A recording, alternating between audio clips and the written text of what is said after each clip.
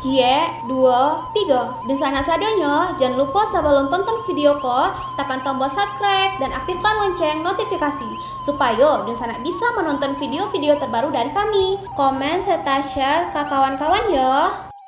Kali ini kita akan membahas tentang Syekh Burhanuddin Ulakan, ulama yang menyebarkan Islam di Minangkabau. Yuk ditonton videonya sampai selesai, dan sebelum itu jangan lupa untuk subscribe, like, komen, dan aktifkan notifikasi agar Dunsana tidak ketinggalan dengan video-video terbaru kami. Sejarah Syekh Burhanuddin Ulakan Pariaman. Syekh Burhanuddin Ulakan lahir dengan nama Pono pada 1646. Ibunya bernama Nili bersuku Guci dan ayahnya Pampak dari suku Koto. Ia lahir di wilayah Pariangan, dekat kota Padang Panjang, dan besar di wilayah Sintuk, Lubuk Alung, pesisir Sumatera Barat.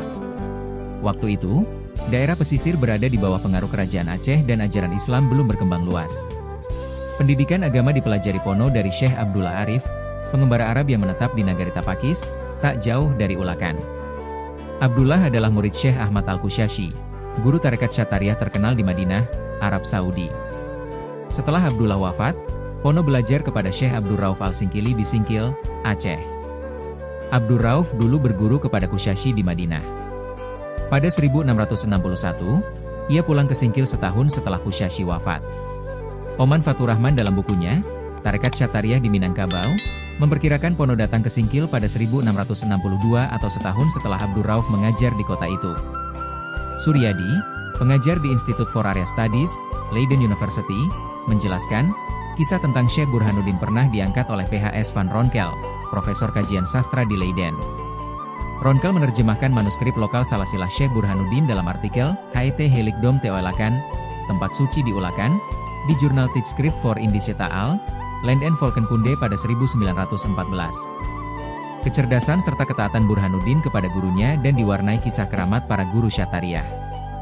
Ketika Kusyashi masih hidup, Abdur Rauf sudah mendapat wasiat dari gurunya tersebut tentang kabar kedatangan calon muridnya yang berasal dari Ulakan ini.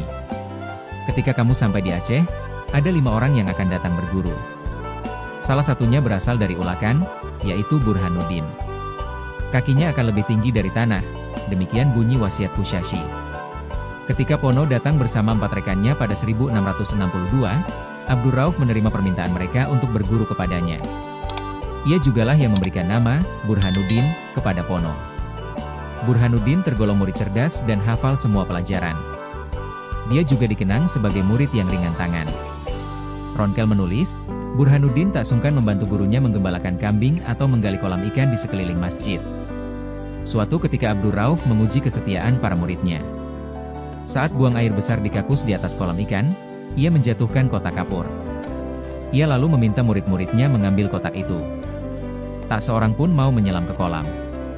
Tapi kemudian Burhanuddin maju dan mencebur ke dalam kolam. Dia menemukan kotak tersebut tanpa peduli tubuhnya kotor. Oman Fatur Rahman memperkirakan Burhanuddin berguru di Singkil Aceh selama 18 tahun lebih.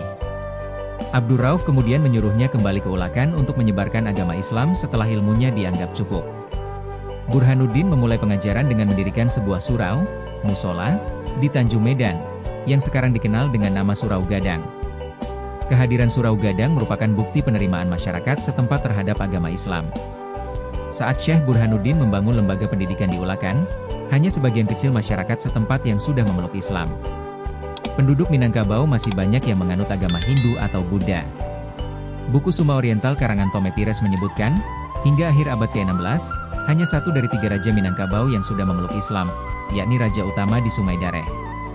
Adapun 2 raja lain, Raja Bandar dan Raja Bonjol, masih menganut agama pagan.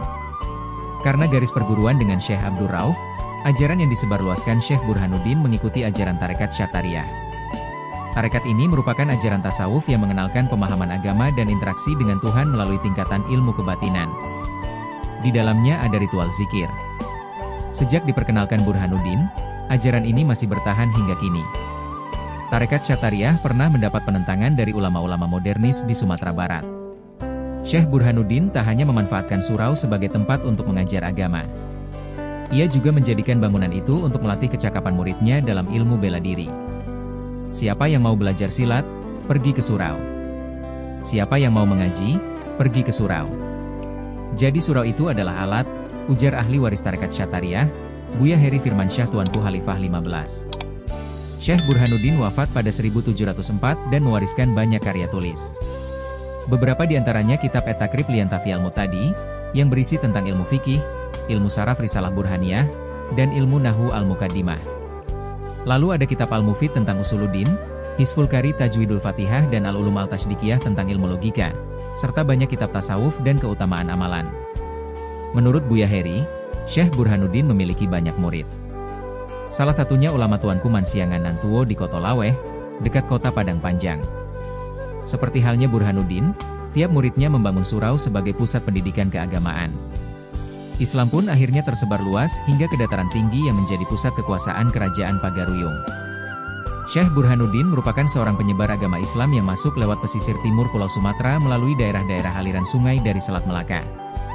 Menurut Mahmud Yunus, 1983, yang mengemukakan bahwa pembawa Islam pertama ke Minangkabau ialah Burhanuddin Al-Kamil yang dikuburkan di Kuntu, bertanggal 610 H1214 M.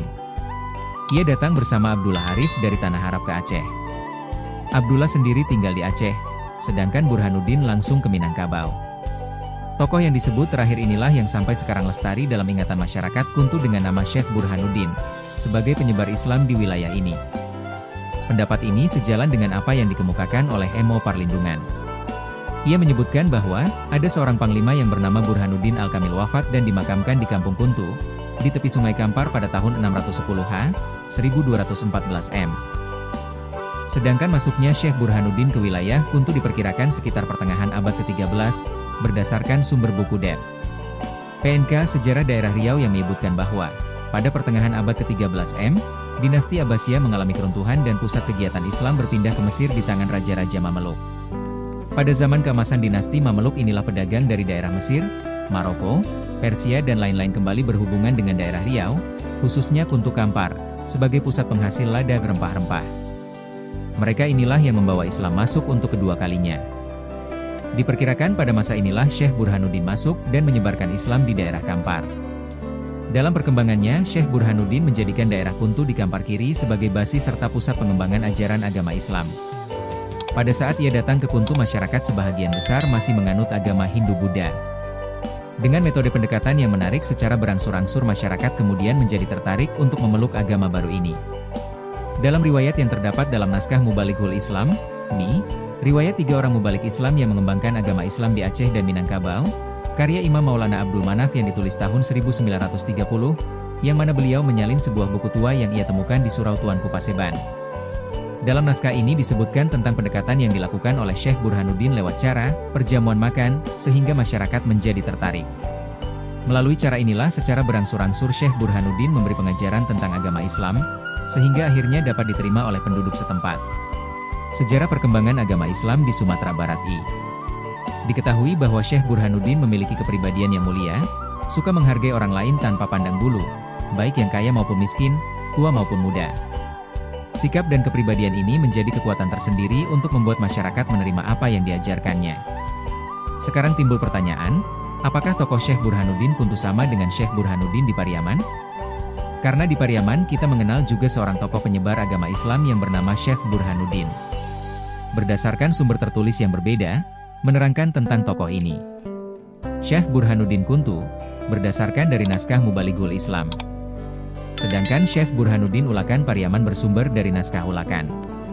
Menyebutkan bahwa dalam naskah MI juga dikemukakan tentang upaya pengislaman pembesar kerajaan Pagaruyung yang dilakukan oleh Syekh Burhanuddin, seorang ulama Arab yang bermukim dan mengembangkan Islam di Kuntu Kampar, Minangkabau Timur. Ia datang mengunjungi kerajaan Pagaruyung dalam rangka meluaskan dakwah Islam dan mengajak raja bersama keluarga kerajaan untuk masuk Islam, termasuk Basa Ampek Balai. Peristiwa ini terjadi beberapa abad sebelum kedatangan rombongan Syekh Burhanuddin Ulakan ke Pagaruyung, tepatnya pada tahun 610 H1214 M.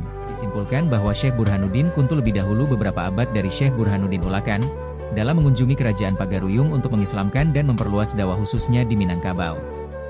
Jadi dimungkinkan ada dua tokoh yang memiliki kesamaan nama. Kesuksesan Syekh Burhanuddin dalam menyebarkan Islam disebabkan oleh strategi dakwah yang persuasif. Ia, misalnya, mengajak anak-anak bermain sambil menyisipkan ajaran agama.